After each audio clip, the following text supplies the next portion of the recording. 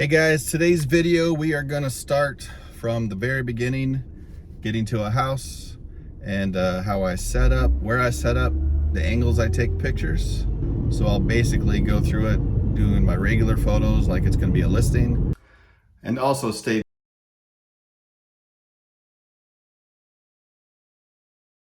All right, here we are in the front. I make sure to extend this as high as it can be.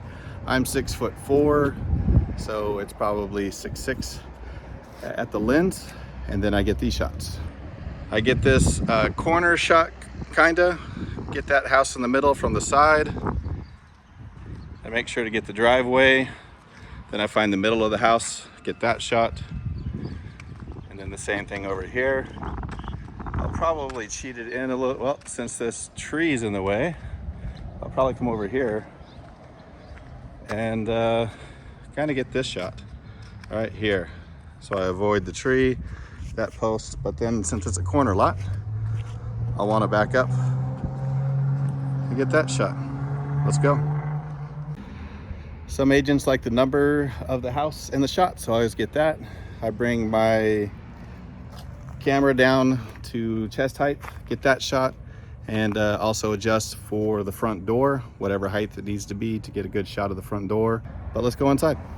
Okay, when you first walk in, you want to turn on all the lights, turn off all the fans, get the blinds open, get everything ready. We set up the camera.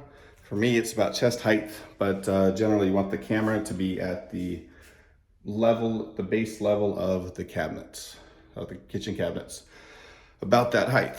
And this first shot is kind of interesting because I have this wall right here. I always like to pretend I'm in a corner. We got two pop outs. We got this pop out here with the coat closet, and then we got another pop out that's part of that bathroom right there. So when we take the picture from this angle, we can see that pop out right here, and it kind of blocks the view. So what I do, because I don't know what the realtor or the person I'm taking photos for, what they prefer. So I'm gonna take a picture from here, and then I'm gonna bring the camera forward just past that pop out. And so I can get a corner to the edge of this wall photo. I always look for an opportunity to do a couple straight shots, even in my regular listing photos, not necessarily for the vacation homes. In this case, straight from the kitchen through the living room, I'm gonna do a straight shot. It's not really necessary, but it's a cool extra photo that realtors always seem to enjoy. They always include it in their MLS photos. So far, we took a picture from the front entrance.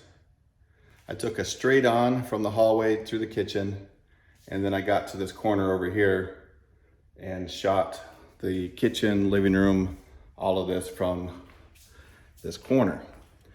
Now, when you're taking real estate photos, when I'm taking real estate photos, I get corners, as many corners as I can, and especially in the living room, kitchen area. For me, straight lines is critical. Straight lines and not having things poking into the edge of the photos that are distracting. So what do you do when you have this? So you want to be able to go from that corner to that corner just behind the TV to get as big of a shot as possible. But you have this counter here and the TV and the dresser here.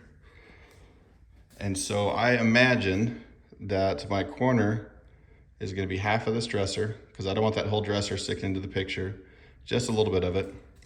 And then I line my lens up with that counter so it's straight when I take the picture. I don't want to be like this. I don't want it to be crooked that way. I want it to be straight on. So that TV is too much protruding. I just get enough of that grass or whatever's on top of that dresser. And now I have a little too much of the counter. So I'm just going to step this forward. So I just have the edge of that wall, like that. And again, this is just my personal preference. I don't want a lot of wall, I don't want a lot of TV, I don't want a lot of dresser. So people are focused on the living room. And I create my fake corner. So that is lined up halfway with that dresser. And then this is lined up even with the counter. So now I take my shot. Same concept in the kitchen. You want to be even with this counter, but it's a little more flexibility because you're going to be taking different angles. If there's an island, I get all 4 corners of the island to make sure I get that in the shot. But this one, I'll get it from this angle, this shot. Then I'll get it from where I am now. Then I'll do this again somewhere like that. And then I come in the corner of the kitchen to get the other side of the island or the peninsula. Pantries, usually, if it's a nice big pantry, take a picture, they will want it. And turn your camera on its side if it's a long, tall one like this one. So turned on its side, then I get in there as far as I can, then take the shots. It's a little crooked, but it's hard to do with one hand. Okay, this is the master. If there's a lamp, see if you can turn it on. That always looks great in the photos. Again, if there was a fan, turn off the fan. This house didn't have any, so that made that easy. And then I set up so my picture is going to basically be from this corner to this corner. The master did have this door here, but that would have been in my way or I would have had to crop in like this. But they had a cute little stand right there that I wanted to get in the shot. So here we go. Now you want to get at least 2 photos of the master,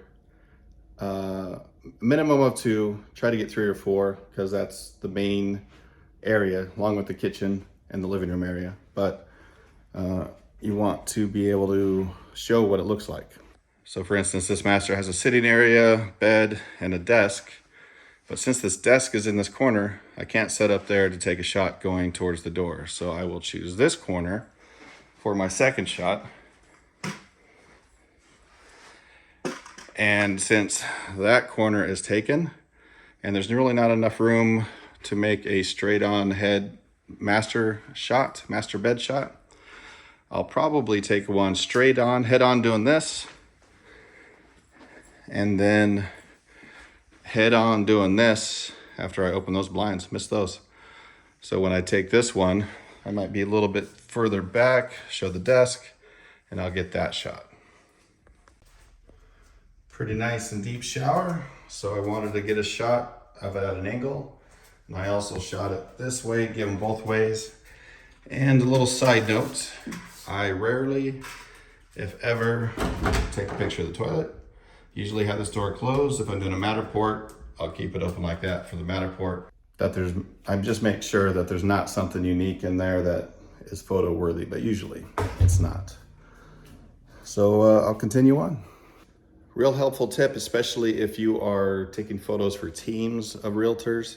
Sometimes the realtor that has the listing is not the same person that is uploading the photos to their team account. So you want to take the photos in a certain order: front door, main areas, master, then get all the guest rooms. But at the same time, get some haul shots, get some shots so that person putting these photos together will see this and knows based on what's in that picture, what room goes what. So if they want to organize the pictures in a different way, they can do that. I always upload them in a certain order. Sometimes I can't do the order I want. So when I'm uploading them, I put them in the order of how the house is walked. So real quick, how I shoot each guest bedroom. Here it is. I do my first shot in the corner of the door, get it snug as much as I can, like there's a corner from this wall straight to the lens, and then as much as I can from this way. I make sure there's no dresser in the way. If there's a dresser there, I step forward a little bit, but there's not. So I go from wall to wall, corner to corner, I should say. So I get this corner over here, and then I get this corner over here. Make sure I'm not cutting off anything, and then take the picture. Then once I have this picture at this angle, I go put the camera over there, and I put it from that corner to that corner, obviously from that side, making sure I see the closet in the shot, and the door, and the bathroom door, if there is a bathroom. But in this case, I make sure I get the closet and the door, and get this angle from this side. After I said that, I try to set the camera up here that nightstand's a little bit of the way. The pillows kind of protrude out, and it turned out not to be a great shot. Here it is. It's not bad, but I just cut off the room, make it a little too small. So I came to this corner, still get the same result. Closet, door. This is my third option. I always like that one first, second, here's third. Sometimes you can't get in any corner. I'll show you what I do after that. So this room, can't get in that corner, can't get in that corner. That light won't come on, and I won't be able to get in this corner unless I move stuff. But in this case, I don't want to move their stuff. It's Airbnb. They left the closet open intentionally to show the stuff that they have. So since I can't get into any other corners besides this one, I'm gonna sit right there and go straight this way. Now the idea is to show there's a closet in the bedroom. The realtor might not use it. I find half my realtors use these straight on shots when I do it like this, and half of them only use from the main door because they don't want too many pictures. So I always say do more than you need. That way you have a happy client. So this house has a little bit of everything. It has a Jack and Jill closet. So what I do is take extra photos of these.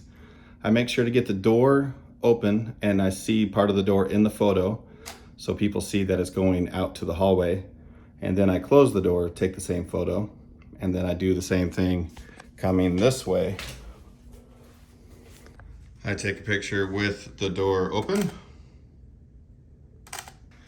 Then I close the door to take that picture again. So the realtor can choose the photos that they want to use. As well as with showers. When I got here, all the shower curtains were closed. So maybe they want the pictures with the shower curtains closed, or maybe they just didn't think people looking at the pictures want to see inside the shower. So I take a peek, always look. If it's clean, if it looks nice, I go ahead and take a shot. And I usually push the curtains to one side or the other, but since this is an Airbnb, I want to show the shower head, and I also want to show that there is shampoo and stuff. Normally I would just push this over to this side and just get that one side with the shower head and everything. Another hallway shot, make sure I get a little bit of bathroom in it, and then shooting down there. So again, I got a desk set up here in a sitting area. That corner's filled, that corner's filled. So I took a picture from that corner and the door as well. So I got this shot and that shot. But if I don't get a shot with the closet, everybody might think there is none. So I want to get a shot with the closet in. So in this case, I'm going to shoot this way. The helpful tip is to open every door, closet, and just make sure it's not something you need to take a picture of. If the homeowner's there, definitely ask to open the doors, because you don't want to open it up onto somebody sleeping in a garage, which has happened to me once. It was weird, but I have missed a half bath. In the 6 years I've been doing this professionally, I missed one half bath because when I opened the front door, it was right there and it looked like it was the entry closet, the coat closet. So I didn't get it. And the last thing, inside the house, the laundry rooms are sometimes a room on its own, and it's similar to a bathroom or a bedroom shoot. You usually need one picture, unless it's a really big one, then you get a couple. But this one is in a hallway, so if you're taking a big shot of a pantry or something like this, I always get this shot. And without moving the camera, I get the shot with the doors closed, so people know where that is. So outside, once again, straighten everything up if stuff's falling off, if there's leaves that you need to get out of the way, if it's possible. But what I do is I stand in the corners, if I can, each corner in the back. Let me switch. So I'll stand close to that corner, not specifically. I'll get to that corner, and then if the yard's big enough, I'll sit right in the middle of the house and get that shot. And then depending on the patio, you get different patio shots, couple, obviously one from that corner over there, one angled this way. And this corner shot pretty much handles that yard and this yard. So you don't need any more over here, and the same over there. That will get it going this way. And then since there's a feature here, I'll get a couple good shots of the feature. And this is a personal preference, but I like it a lot better. When I'm in the backyard, I keep my camera at the same height. So when I come in the door, I set it up cabinet height, bottom of the cabinet height.